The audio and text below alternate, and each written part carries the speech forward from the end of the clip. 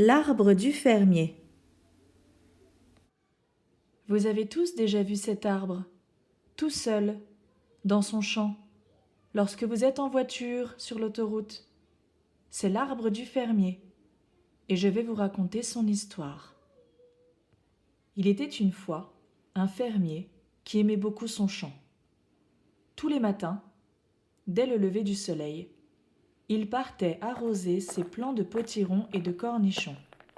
Il prenait grand soin de ses plantes et de l'unique arbre qui y vivait aussi. Cet arbre, il l'aimait beaucoup. Il était haut et ses branches lui apportaient l'ombre dont il profitait en fin de journée.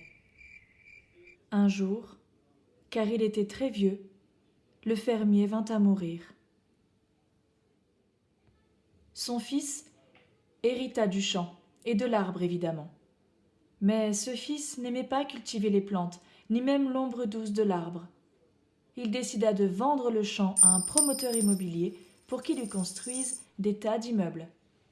Avant tout, il devait couper l'arbre dans le champ. Le premier jour, il arriva avec sa hache et commença à frapper le tronc de toutes ses forces. Mais l'arbre ne tombait pas. Le fils s'épuisa toute la journée à frapper et frapper le tronc de l'arbre, sans même l'écorcher. Trop fatigué pour continuer, il rentra se coucher, en se promettant qu'il reviendrait le lendemain couper ce maudit arbre.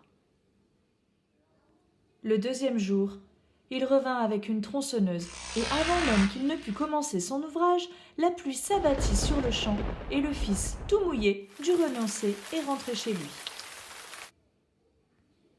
Le troisième jour, il fit appel à un bûcheron qui, lorsqu'il se mit au travail, se fit attaquer par une nuée d'insectes qui le piquèrent sur les bras et des oiseaux qui jacassèrent dans ses oreilles.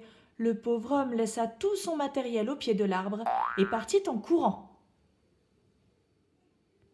Le fils était démuni.